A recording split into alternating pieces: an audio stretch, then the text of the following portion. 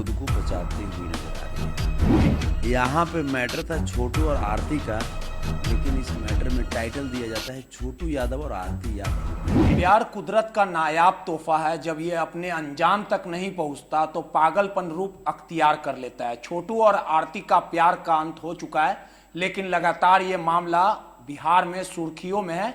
जिस प्रकार से आरती लगातार ये आरोप लगा रही है कि उस छोटू की हत्या उनके परिवार वालों ने की, लेकिन इस पूरे मामले को लेकर कई गिरफ्तारियां हो चुकी है। वहीं ये मामला लगातार बवाल मचा हुआ और आरती का सीधे तौर पे आरोप है कि छोटू को आरती की भाभी ने ही फोन करके बुलाया था तमाम मुद्दों पे बात करने के लिए। हमारे साथ भोजपुरी के प्रसिद्ध गायक संतोष रेणु यादव जी हैं, उनसे बात करेंगे और समझने की कोशिश करेंगे कि ये जो पूरा मामला हुआ है आखिर क्या कुछ घटनाक्रम है, और जिस प्रकार से लगातार बवाल मचा हुआ और आरती की भाभी अभी तक फरार चल रही है, पुलिस की गिरफ्त से बाहर है, तमाम चीजों को समझने की कोशिश भी करेंगे। संतोष रेणु यादव जी, पहले तो आपका स्वागत है। आप हर एक बातों को बड़ा बेबाकी से रखते हैं। ये जो आरती और छोटू का जो मामला है लगातार बिहार में सुर्खियों में बना हुआ है, लेकिन जिस प्रकार से आरती आरोप लगा रही है और जिस प्रकार से इसका प्रेम प्रसंग का जो मामला चल रहा था, जो भी तमाम घटनाक्रम हुई, एफआईआर दर्ज हुआ, कई गिरफ्तारियां भी हो चुकी है, लेकिन आरती जिस प्रकार से छोटू के पास रह रही है और कई तरह के वीडियो जो हैं वो आरती के सामने आए, जहां एक वीडियो में आरती कह रही है कि हमने फोन करके बुलाया था, फिर भाभी पे आरोप लगा रही है। आखिर क्या लगता है कि मामले में क्या सच्चाई है और पूरा जो आरोप प्रत्यारोप जो चल रहा है वो क्या कुछ घटनाक्रम इशारा करता है? देखिए, जैसा कि आपने कहा कि प्यार का अंत हुआ है छोटू और आरती के प्यार का, तो प्यार का कभी अंत नहीं होता है, प्रेमी का अंत हुआ है। इसमें प्यार तो बरकरार है, प्यार इसमें प्यार की एक खूबसूरत और एक दुखदाई दोनों पहलू इसमें देखने को मिला। एक बाप अपनी बेटी से बेइंतहा मोहब्बत करता है, तो दूसरी तरफ एक बेटी जो कि अपने प्रेमी से मोहब्बत करने के चक्कर में बाप के प्रेम को भुला जाती है, ठुकरा देती है। मैं कभी हिंसा का समर्थक नहीं रहा हूँ, लेकिन उसके बावजूद जो बातें रियल जो मुझे लगता है मैं बोलता हूँ। हत्या चाहे जिसने भी किया हो, हत्या करने वालों को कड़ी से कड़ी सजा मिलनी चाहिए, लेकिन ऐसा न हो जाए कि किसी की भावनाओं में आकर के कोई ऐसा हम लोग बात कह दें जिससे मामले में डाइवर्सन आ जाए। जो दोषी है उसको सजा मिले, लेकिन जो निर्दोष है वो व्यक्ति सही सलामत इस मामले से बाहर निकल जाए। आरती की आंखों में जो आंसू है, वो आंसू अगर पहले अगर कुछ समझदारी से काम करती तो ये आंसुओं का सैलाब नहीं दिखाई पड़ता। मैंने जाकर के मुलाकात भी की आरती से, मैंने कहा भी कि बाबू, आज के सोशल मीडिया के दौर में आप इन चीज़ों को पहले क्यों नहीं रखी। आरती चूंकि जीविका में काम करती है, ऐसा तो नहीं था कि घर में कैद कर दिया गया था आरती को। तो कहीं ना कहीं मुझे इस मामले में कुछ ऐसा लगता है जो छुपाया जा रहा है आरती की तरफ से। लेकिन सबसे बड़ी विडंबना है संतोष रेणु यादव जी, सवालों के घेरे में आरती इसी कारण आ रही है। आपको हम एक वीडियो भी दिखा देंगे जिसमें आरती कह रही है कि मैंने ही फोन किया था, शादी की बात कहने के लिए मैंने ही बुलाया, लेकिन कुछ घंटों में ही आरती का बयान बदल जाता है। कहती है कि हमारी भाभी बुलाई थी, भाभी ही नंबर लेके फोन की, मेरा फोन इस्तेमाल करती थी। तो विरोधाभास ना उत्पन्न हो रहा है। अगर एक बात पे अगर अमल रहती आरती, तब समझा जा सकता था कि हाँ उसके घर वालों के हाथ है, लेकिन बयान कुछ घंटों में खुद को कहना कि हम बुलाए हैं, फिर भाभी पे आरोप लगा देना। तो आप वहां खुद गए, तमाम चीजों को बारीकियों से देखने का काम किया था। तो आखिर ये दोनों बयानों को किस रूप में देखा जाए? देखिए, आरती आपने ये बयान देखा है? हमें जो लगता है, हम जो वहाँ पे गए तो मेरे जानने के बाद मैंने जो देखा, आरती इस मामले में खुद को बचाती हुई नजर आ रही है।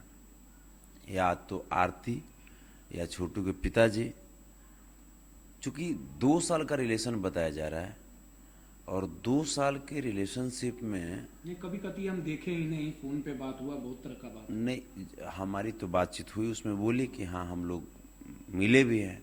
और चूंकि आरती का घर और छोटू के मामा जी का घर मुश्किल से 25 कदम की दूरी पे है। 25 कदम भी मुझे नहीं लगता कि होगा, 20 कदम 15 कदम ऐसा ही है।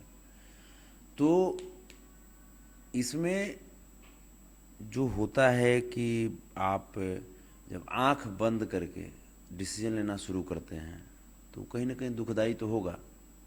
आंख बंद करके आपने चलना शुरू कर दिया। आपने ये कभी नहीं सोचा कि हाँ, एक बाप का भी कुछ दायित्व होता है, एक बाप की भी कुछ जिम्मेवारियां होती है और बाप का भी कुछ हक होता है बाल बच्चों पे। एक बाप सिर्फ पालने पोसने के लिए थोड़े होता है।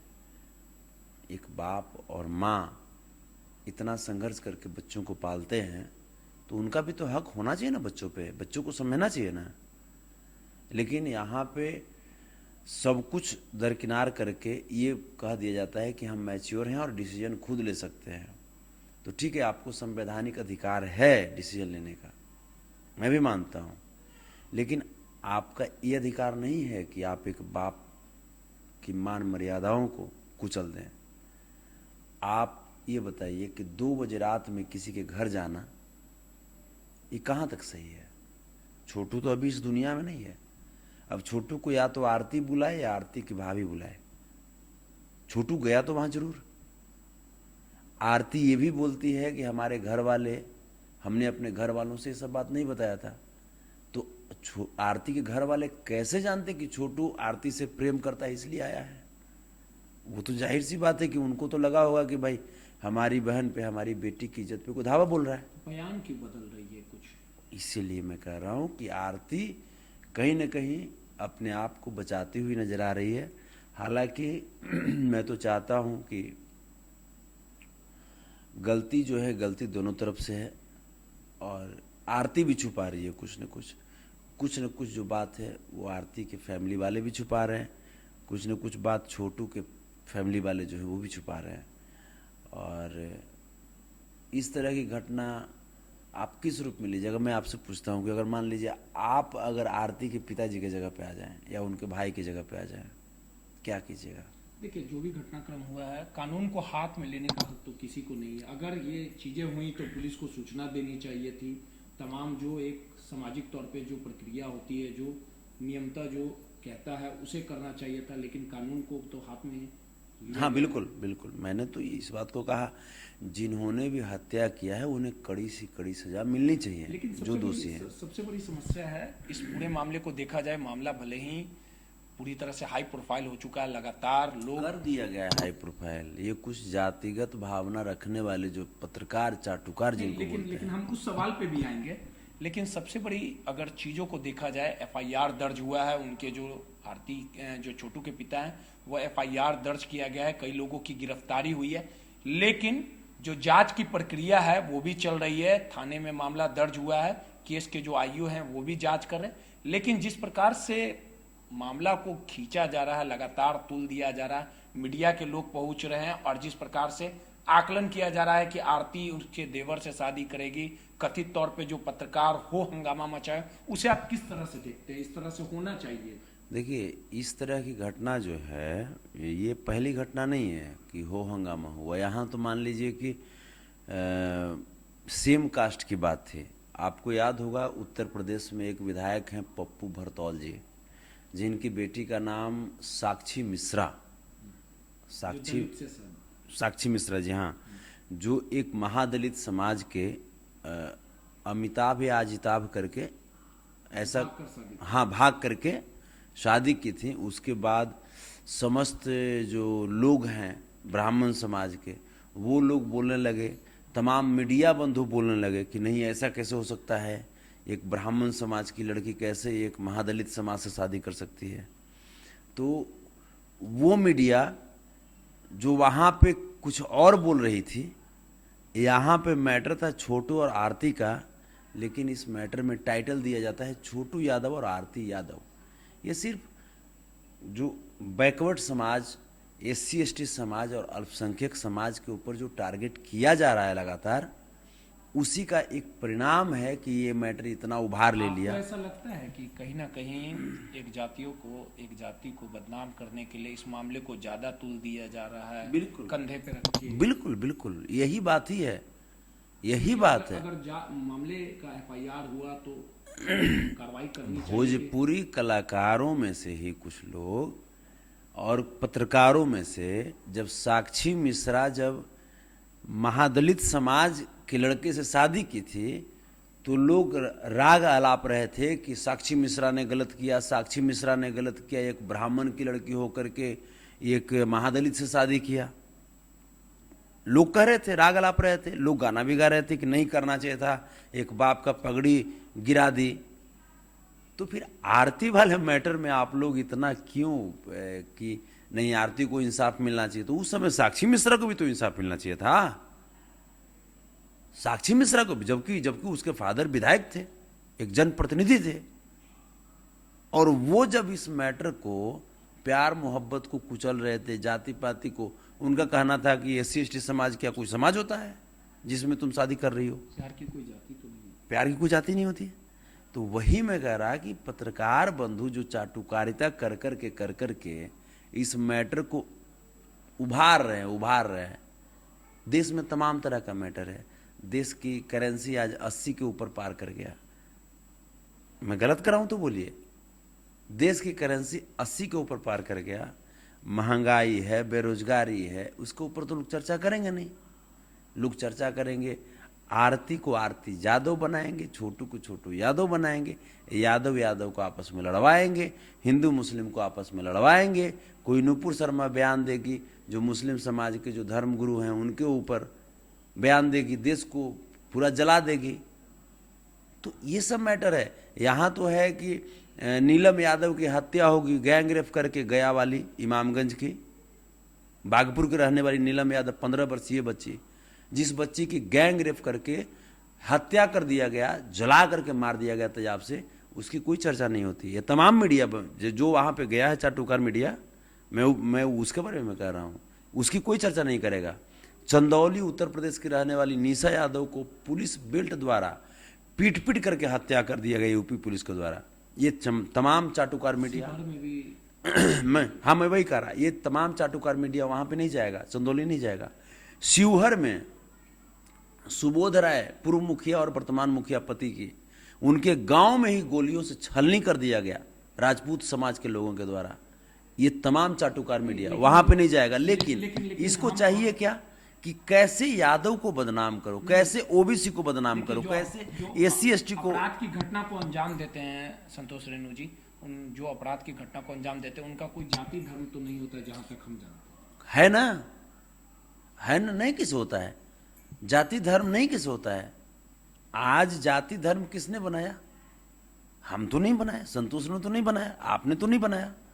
जाति धर्म किसने बनाया? जो अपने आप को प्रकांड विद्वान बोलता है, अपने आप को वेदों का ज्ञाता बोलता है, अपने आप को, वही ना बनाया। क्षत्रिय वैश्य शूद्र ये सब कौन बनाया? लेकिन आपको नहीं लगता है कि बिहार में जातिवाद कहीं ना कहीं हावी है, जिसके कारण काफी जातिवाद हावी तो है ना। आप देख रहे हैं कि लगातार यादवों पे हमला हो रहा है, लगातार यादवों को टारगेट किया जा रहा है, लगातार OBC को टारगेट किया जा रहा है, SC ST को टारगेट किया जा रहा है, अल्पसंख्यक को टारगेट किया जा रहा है। जातिवाद तो है ही। जब भी जातिवाद टाइप से बात, जब नहीं, हम कहाँ जातिवाद टाइप की बात कर रहे हैं? हम तो OBC की बात कर रहे हैं। OBC में बहुत सारे जात होते हैं। SC ST की बात कर रहे हैं, 3000 के लगभग, है ना। SC ST की बात कर रहे हैं, उसमें बहुत सारे जाति होते हैं। आखिर आपको क्या लगता है, बिहार नहीं संभल पा रहा है क्या नीतीश कुमार से? जैसे बिहार नीतीश कुमार से कहा, जैसे आप उम्मीद कब किए थे? आप उम्मीद कब किए थे? यहाँ शिक्षा व्यवस्था चौपट हो चुकी है, बेरोजगारी चरम सीमा पे है, हर चीज में बिहार फिसड्डी हो चुका। और देश की भी हालत तो वही है ना। करेंसी तो बिहार की तो इस पावर की बात नहीं ना है करेंसी को संभालना। ये प्रधानमंत्री जी क्या कर रहे हैं? करेंसी आज कहाँ से कहाँ चला गया। यहाँ पे ये चुना जाता है कि हाँ, कौन ऐसा व्यक्ति है जो कम बोल सकता है, उसको बढ़िया पद पे बैठाओ ताकि उसको अपने गिरफ्त में रखो। यहाँ पे तो हमने ये भी देखा। आरती मामले में चाहते हैं कि जो निष्पक्ष जांच हो और जो दोषी हैं, बिल्कुल बिल्कुल, मैं चाहता हूं कि इस मामले की जांच पटना हाई कोर्ट के रिटायर्ड जज महोदय की पैनल बैठा करके उनके द्वारा कराई जाए। देखिए सीधे तौर पे संतोष रेणु यादव जी थे, अपने विभाग बोल के लिए जाने जाते हैं। इन्होंने सीधे तौर पे कहा कि इस मामले की निष्पक्ष जांच हो और जो भी दोषियों ने इस घटना को अंजाम दिया है उन पर कार्रवाई किया जाए और दूध का दूध और पानी का पानी हो। रोहित, नटराज, पटना।